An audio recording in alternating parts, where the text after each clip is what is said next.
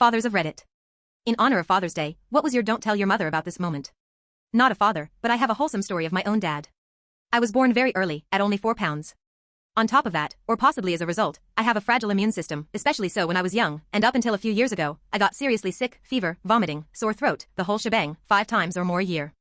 I would become so dehydrated from vomiting or get such a high fever that at times, I had to be brought into the emergency room. As a result, I drank exclusively Pedialyte to counter that when sick, and I developed a serious distaste and hate for the stuff.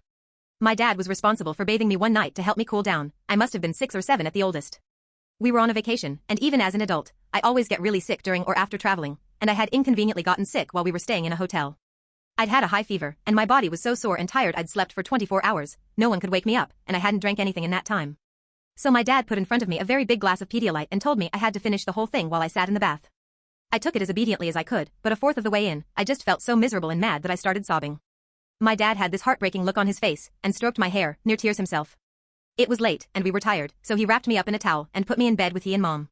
My dad drinks a lot of Mountain Dew, and he told me that for every 3 sips of Pedialyte I get down, I can have a sip of soda to help wash out the bad taste, but don't tell Mom. I never did, and it's one of my favorite memories of me and my dad.